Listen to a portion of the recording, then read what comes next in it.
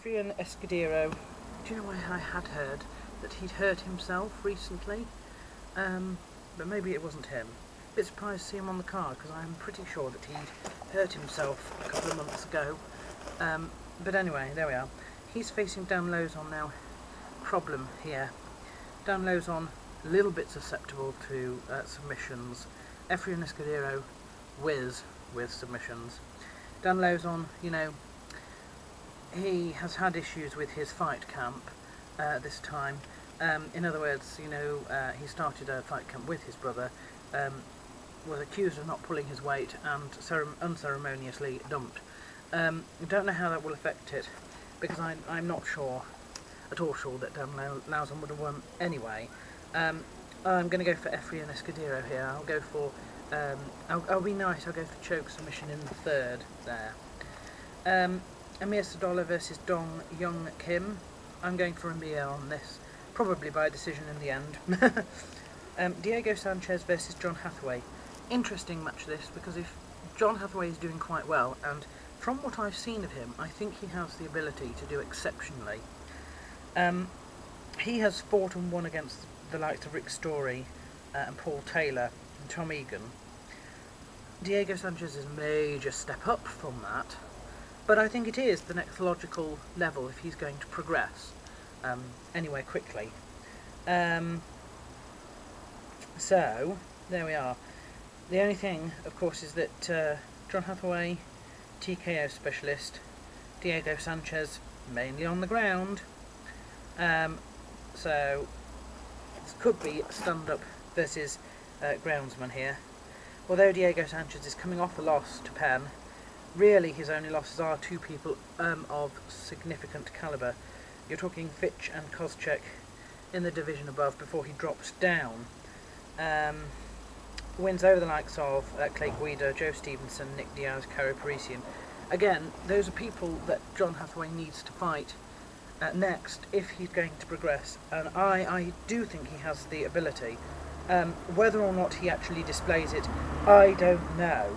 The safe option is Diego Sanchez on this, and I'm going to go for Diego Sanchez, but I wouldn't be surprised at all if John Hathaway wins. I'm going to go for Diego Sanchez by decision on this one.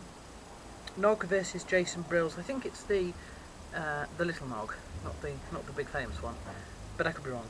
Anyway, Jason Brills 18-2, 9 submission victories, 5 TKO victories, but loses by submission as well. Losses to the likes of Elliot Marshall, wins over the likes of Eric Schaffer and Tim Boach, neither of which are at the calibre, I believe, of either of the Nogs. I'm going to give this one to Nog.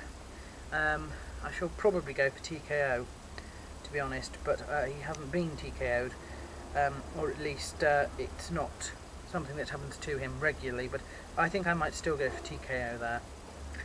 Todd Duffy is facing Mike Russo. Duffy is from Extreme Couture with a perfect record of 6. He has beaten Tim Hague in his debut. All his wins are by TKO, so what has he got on the ground? Well, we're about to find out, because Mike Russo 12-1 has 8 submission victories. His only loss is by decision, and his win is Justin McCulley in his debut. So I think these two are evenly matched, and despite the record there, I think they are evenly matched, and I think this would be quite fantastic. I dare say I think Todd Duffy will win, if he has any ground game at all, because I think his stand-up will be good enough with that level 6-0. So I'll go for Todd Duffy. Michael Bisping versus Dan Miller. Do you know, Dan Miller is exceptional on the ground. He is exceptional on the ground, but he has lost to some of the calibers that I didn't think he would lose to. Those are the likes of Chael Sonnen and Demian Mayer. He's also had 2 losses in a row.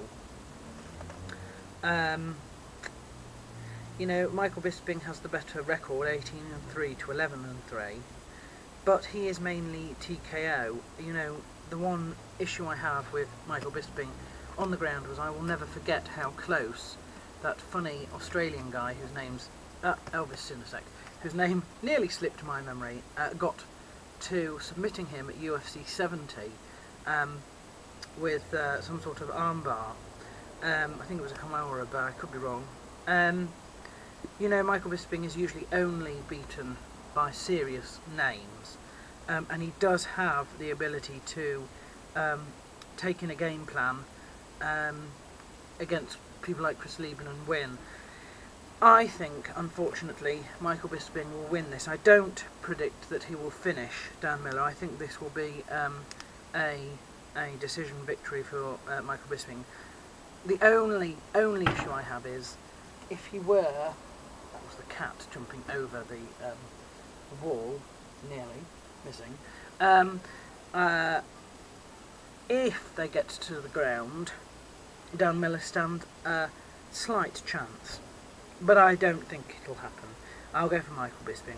And Quinton Jackson versus Rashad Evans. You know, this is one match I absolutely don't care about. I used to like Quinton Jackson, went off him through some of the antics that he's pulled, really.